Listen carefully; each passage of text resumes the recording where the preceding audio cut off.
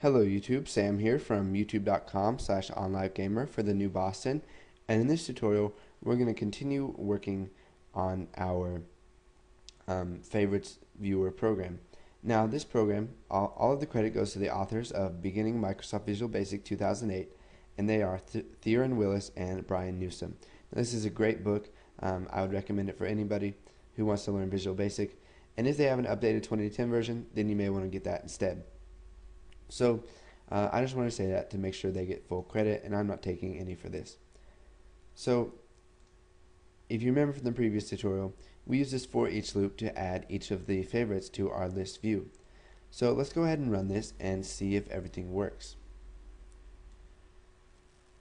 So here is our form.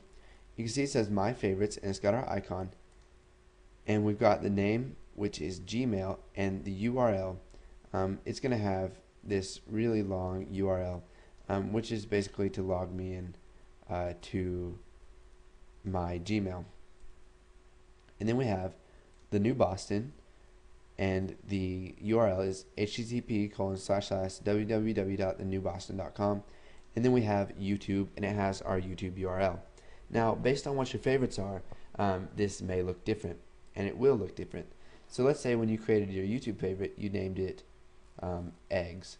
It would show eggs right here and then have the URL. And you can see that when we select this, it's going to select the sub item of that too. And so let's go ahead and close out of this. And now what we need to do is we need to set up the link label to open the website when they click on it.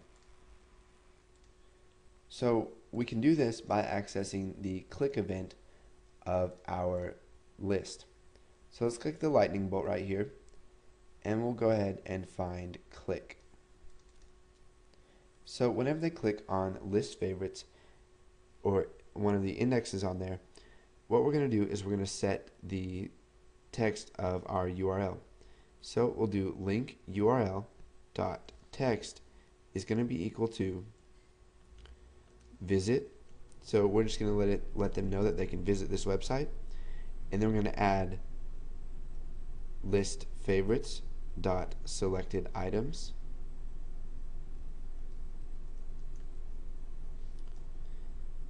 dot item and 0,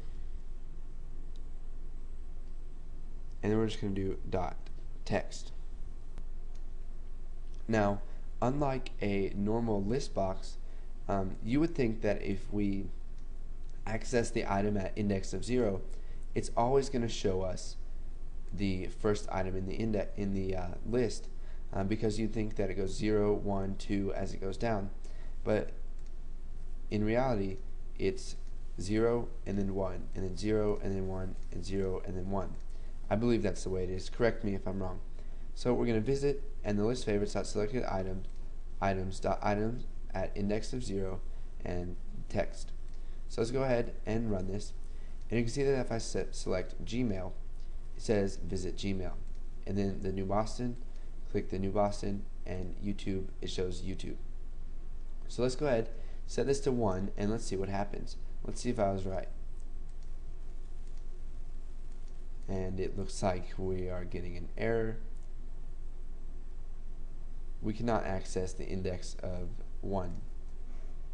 So let's just go ahead and change that back to 0.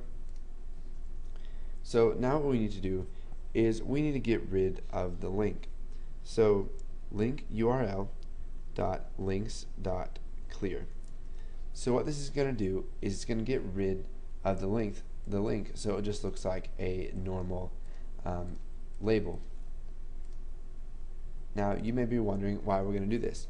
Well, what we need to do is separate visit from our link. Now we can do this by creating a label and a link label, but we can also do this just by using the link label. So we can type link URL dot links dot add. So we're adding a link to this link URL, and at index of 6, because we have 0, 1, 2, 3, 4, and 5. Empty spaces count as an index. So we're starting at the index of 6, which comes right after visit. So that's when the link is going to start. So visit is going to look like a normal label, and then the link is going to start after that.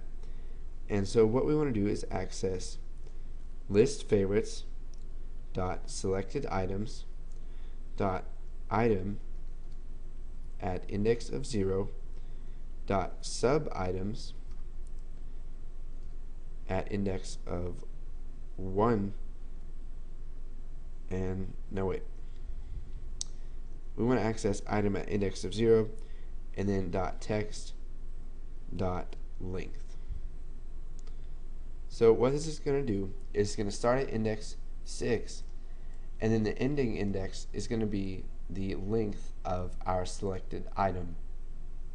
So it's going to go from this all the way to the end of that item.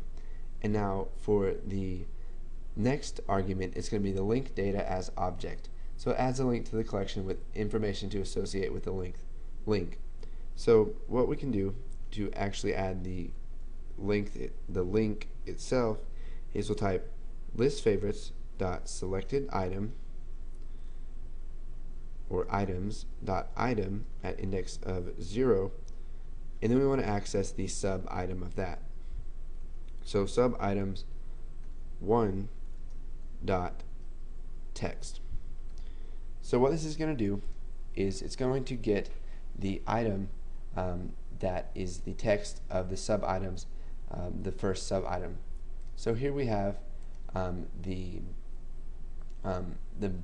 main item right here, and then we've got sub item URL, which is the first one. Now if we had another sub item, it would be 2. So it's going to take the text from that, and it's going to use that as the link. And so you can see that the text right here is the link itself. So when you use the text from this, you're going to get a valid link. And you can see it says visit the New Boston.